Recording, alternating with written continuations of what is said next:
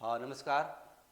घटना चक्र के लेक्चर 4 में कितने चौथे में आपका स्वागत है। चलिए हम लोग यहाँ तक पढ़ लिए थे उदंतपुर विश्वविद्यालय का। अगर पूछा जाए आपसे संस्थापक कौन होंगे तो गोपाल। कहाँ पे उदंतपुरी है तो आप याद रखिएगा वर्तमान कहाँ पे, बिहार शरीफ में। ये किस लिए फेमस था तो तंत्र विद्या के लिए। चलिए आगे बात करते हैं विक्रमशिला विश्वविद्यालय का। कहता है क्या विक्रमशिला विश्वविद्यालय का अगर बात करें तो ये है कहाँ पे, अवस्थिति को देखा जाए कोसी एवं गंगा के संगम पर स्थित है। याद रखिएगा कौन सी नदी के संगम पे, तो कोसी और गंगा नदी के संगम पर है। संस्थापक अगर पूछा जाए तो कौन थे, धर्मपाल। उपाधि पूछा जाए धर्मपाल का तो क्या था, विक्रमशील। पूछा जाए विक्रमशिला विश्वविद्यालय के संस्थापक कौन थे तो धर्मपाल, याद रखिएगा। कहता है कि वज्रयान संप्रदाय के प्रमुख केंद्र थे, बहुत इंपॉर्टेंट। वज्रयान क्या, अगर प्रमुख विद्वान का बात किया जाए कहाँ के, विक्रमशिला विश्वविद्यालय के, तो दीपंकर थे, श्री ज्ञान थे, अतीश, वैरोचन, रक्षित एवं अभयंकर गुप्त आदि थे। क्या वहाँ के विद्वान जो पढ़ के निकले थे और जो पढ़ाने का काम करते थे। आगे बढ़ते हैं। बात किया जाए बख्तियार मध्यकालीन बिहार की कुछ राजवंश के बारे में बात करते हैं तो बख्तियार खिलजी का आक्रमण, याद रखिएगा बहुत इंपॉर्टेंट है। इन्होंने हमारे ही नालंदा विश्वविद्यालय को क्या कर दिया, समाप्त कर दिया। कहता है कि 12वीं सदी के अंत में आक्रमण किया था। याद रखिएगा कब हुआ था आक्रमण, तो 12वीं सदी के अंत में। इन्होंने क्या किया तो नालंदा विश्वविद्यालय, विक्रमशिला विश्वविद्यालय एवं उदंतपुरी विश्वविद्यालय को नष्ट कर दिया। यानी कि तीनों विश्वविद्यालय जो हमारे बिहार के धरोहर थे, इन तीनों को क्या किया, पूरी तरह से नष्ट करने का काम कौन किया, तो बख्तियार खिलजी। याद रखिएगा ये स्रोत कहाँ से, तबकात ये नासिरी और रियाज उस सलातीन का बात करता है। तो मृत्यु का बात करते अली मर्दान नामक सैनिक अधिकारी द्वारा हत्या कर दिया गया इनका, बख्तियार खिलजी का। याद रखिएगा यही बख्तियार खिलजी जिन्होंने नालंदा, विक्रमशिला और उदंतपुरी विश्वविद्यालय को क्या कर दिया था, पूरी तरह से नष्ट कर दिया था, पूरी तरह से आग लगा के जला के खत्म कर दिया। बात करते हैं समकालीन बिहार के शासक कौन थे, गोविंदपाल मगध में, इंद्रधुम मुंगेर में, उत्तर बिहार का कर्नाट वंशीय नरसिंह देव, इसने नजराना पेश किया था किनको, बख्तियार खिलजी को। कहता है सल्तनत काल में अगर बात करें, चलिए आगे और बढ़ते हैं। चेरो राजवंश का देख लें क्या हमारे बिहार में प्रकोप रहा इनका। तो चेरो वंश जो थे उन बात करें तो उदय पाल वंश के पतन के बाद हुआ। चेरो वंश का अगर बात करें तो पाल वंश के पतन के बाद क्या हुआ, चेरो वंश का उदय हुआ। चेरो राज्यों के 4 भाग, बिहिया तिरवान, भोजपुर, चैनपुर, देव और मार्कंडे, याद रखिएगा। पूछा जाए चेरो के राज्य के 4 भाग थे, क्या थे, तो बिहिया तिरवान जो भोजपुर के इलाके के आसपास था, चैनपुर था और देव मार्कंडे थे। अगर क्षेत्र पूछा जाए तो याद रखिएगा शाहबाद, पलामू, चंपारण, सारण, मुजफ्फरपुर। महानतम शासक कौन थे तो मेदिनी राय थे, कहाँ पे, पलामू में अगर पूछा जाए। चलिए नुहानी राजवंश का बात करें बिहार में क्या इनका राज रहा, तो संस्थापक दरिया खान नुहानी, याद रखिएगा नाम से ही याद आ जाएगा। नुहानी राजवंश किनका नाम है, तो नुहानी राजवंश का बात पूछा जाए, संस्थापक कौन थे तो दरिया खान नुहानी। सिकंदर लोदी का प्रशासक था ये। प्रथम स्वतंत्र शासक बने बहार खान नुहानी, याद रखिएगा कि अगर पूछा जाए नुहानी राजवंश के प्रथम स्वतंत्र शासक बने कौन थे तो बहार खान नुहानी का। शेरशाह सूरी द्वारा अंत कर दिया गया किनका, तो नुहानी राजवंश का, शेरशाह सूरी, याद रखिएगा शेरशाह सूरी के द्वारा क्या किया गया, नुहानी वंश को क्या कर दिया, खत्म कर दिया। आगे बढ़ते हैं। सल्तनत कालीन बिहार देखते तो 1225 ईस्वी पूर्व में बात करें क्या, ईस्वी में बिहार पर आक्रमण किया किसने, सल्तनत कालीन का बात करें तो ये बड़ा नाम है सल्तनत में इल्तुतमिश। याद रखिएगा इल्तुतमिश के द्वारा बिहार में कब आक्रमण किया, 1225 में। बिहार शरीफ, बाढ़ एवं लखनौती पर अधिकार कर लिया कि उन्होंने, इल्तुतमिश ने। इनका पुत्र का नाम याद रखिए तो नासिरुद्दीन मोहम्मद द्वारा लखनौती के हिसुमुद्दीन पर विजय, याद रखिएगा इल्तुतमिश का पुत्र कौन था तो नासिरुद्दीन मोहम्मद।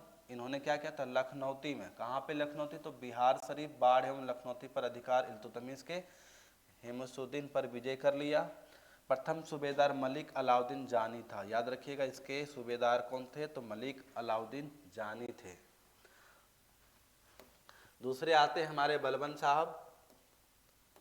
बलबन का अगर बात करें तो याद रखिएगा तुगरील खां के विद्रोह को दबाने हेतु तो बिहार आया था। बिहार क्यों आया बलबन, तो याद रखिएगा क्या कि तुगरील खां के विद्रोह को दबाने के लिए क्या था, बिहार आए थे।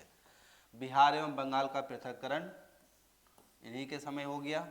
खिलजी वंश का अगर याद रखिएगा तो खिलजी का क्या है, चलिए देखते हैं। बंगाल के शासक क्या नाम है इनका, तो रुकुनुद्दीन केकाउस का आधिपत्य था उस समय। बात करें दरभंगा के राजा शक्र सिंह द्वारा अलाउद्दीन खिलजी को सेनापति शेख मोहम्मद इस्माइल पर विजय, याद रखिए बड़ा इंपॉर्टेंट है ये, दरभंगा के राजा शक्र सिंह, याद रखिएगा क्या नाम है, ये दरभंगा के राजा थे शक्र सिंह, इनके द्वारा क्या हुआ था, अलाउद्दीन खिलजी के सेनापति शेख मोहम्मद, याद रखिएगा, इस्माइल पर विजय किए। हमारा तुगलक वंश आता है, क्या नाम है, तुगलक वंश। गयासुद्दीन तुगलक इंपॉर्टेंट है इसके, तिरहुत में टकसाल की स्थापना कहाँ पे किए थे, तो तिरहुत में, कहाँ पे, तिरहुत हमारा बिहार में है। दूसरा अगर फिरोज शाह तुगलक का बात किया जाए तो याद रखिएगा जामा मस्जिद दरभंगा में निर्माण करवाए, तिरहुत के वेरनार वंश की स्थापना किया, और तिरहुत में वेरनार वंश की स्थापना किया गया, ठीक है। याद रखिएगा तुगलक वंश के दो इंपॉर्टेंट शासक गयासुद्दीन तुगलक और फिरोज तुगलक। गयासुद्दीन तुगलक ने क्या किया, तो तिरहुत में, कहाँ पे, तिरहुत में टकसाल की स्थापना किया, और फिरोज शाह तुगलक ने क्या किया, जामा मस्जिद दरभंगा में निर्माण करवाया, और दूसरा तिरहुत में क्या किया, वेरनार वंश की स्थापना की, किसके द्वारा, तो फिरोज शाह तुगलक के द्वारा। आगे बढ़ते हैं, मुगल कालीन बिहार देखते हैं, मुगल का बिहार। बात किया जाए प्रथम मुगल सूबेदार कौन थे, खाने खानम मुनीम, याद रखिएगा क्या नाम है, प्रथम मुगल सूबेदार कौन थे, खाने खानम मुनीम, ठीक है। अगर पूछा जाए अकबर हाजीपुर दुर्ग विजय 1574 में, याद रखिएगा अकबर के द्वारा पहली बार हाजीपुर में क्या किया गया, दुर्ग विजय 1574 ईस्वी में। मिथिला विजय पूछा जाए तो 1575 में किया था। बिहार के मुगल सूबा घोषित कब हुआ था, 1580 में। अगर बात करें पूरी तरह से बिहार में, पूरी तरह से बिहार में मुगल का सूबा अगर बात किया जाए तो 1580 में क्या हुआ, घोषित कर दिया गया। याद रखिएगा प्रथम मुगल सूबेदार कौन थे, खान ए खानम मुनीम। अकबर के द्वारा अगर बात करें हाजीपुर का दुर्ग जो विजय हुआ 1574 में। मिथिला विजय अगर पूछा जाए तो कब हुआ, 1575 में, बिहार एसएससी के लिए। जहांगीर शहजाद खुर्रम का विद्रोह, याद रखिएगा इन्हीं का नाम था क्या, शहजाद। फर्रुखसियर का बात किया जाए तो ये कौन थे, अजीमाबाद, जो पटना में राज्याभिषेक हुआ किनका, फर्रुखसियर का, बहुत इंपॉर्टेंट है। फर्रुखसियर का राज्याभिषेक कहाँ हुआ, तो याद रखिएगा अजीमाबाद में, ये कहाँ पे, तो पटना के आसपास में है। बिहार के प्रमुख मुगल सूबेदार याद रखिए क्या क्या है, तो अकबर काल में कौन कौन थे, मुगल कालीन बिहार में, याद रखिएगा मुगल कालीन बिहार के कुछ सूबेदार थे। अकबर का काल में अगर पूछा जाए जहांगीर के काल में, शाहजहां के काल में और औरंगजेब के काल में, याद रखिएगा। तो अकबर के काल में कौन थे, तो शुजात खां, मिर्जा अजीब, कोका। जहांगीर के काल में तो अफजल खां, शहजादा और परवेज, याद रखिएगा। और पूछा जाए शाहजहां के काल में तो खान ए आलम और शाइस्ता खां।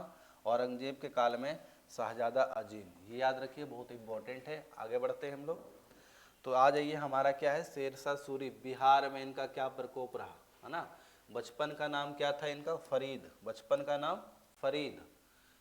शेरशाह सूरी का नाम याद रखिएगा क्या है, बचपन का नाम तो फरीद है। पिता कौन थे, तो हसन खां सासाराम के जागीरदार थे। इनके पिता कौन थे, तो हसन खां, और ये सासाराम खां बिहार में। उपाधियाँ अगर पूछा जाए तो शेर खां, क्योंकि इन्होंने शेर को मारा था। हजरत ए आला, याद रखिएगा। प्रमुख युद्ध चौसा का युद्ध 1539 में हुआ था इनका। बेलग्राम का युद्ध 1540 में। और मकबरा कहाँ पे है, तो याद रखिएगा सासाराम में। इनका जो मकबरा है एक अष्टकोणीय मकबरा है, बहुत इंपॉर्टेंट पूछा जाता है कि अगर पूछा जाए शेरशाह सूरी का मकबरा कहाँ पे है, तो सासाराम में। और इनका जो मकबरा है वो कैसा है, अष्टकोणीय मकबरा है। शेरशाह सूरी इंपॉर्टेंट क्या क्या है, तो आप याद रखिए इनका पिता का नाम क्या था, हसन खां, ये कहाँ के, सासाराम के जागीरदार थे। उपाधियाँ शेर खां, हजरत आला। 2 युद्ध लड़े बिहार में इन्होंने, कौन कौन, तो बात करें चौसा का युद्ध और दूसरा बेलग्राम का युद्ध 1539 और 1540 में। मकबरा कहाँ इनका, तो सासाराम में। आगे देखिए, बिहार के मध्यकालीन अभिलेख कुछ देख लिए क्या है इसमें, तो कहते हैं क्या कि बौद्ध सेन का बोध गया अभिलेख, बिहार शरीफ अभिलेख, संग्राम गुप्त का पंचोब ताम्रपत्र, फिरोज तुगलक का राजगीर का जैन अभिलेख, शेरशाह का भभुआ अभिलेख, बल्लाल सेन का सोनखर अभिलेख और मोहम्मद बिन तुगलक का बेनीबन अभिलेख। ये सारे अभिलेख हैं। चलिए रहने दीजिए आज इतना ही।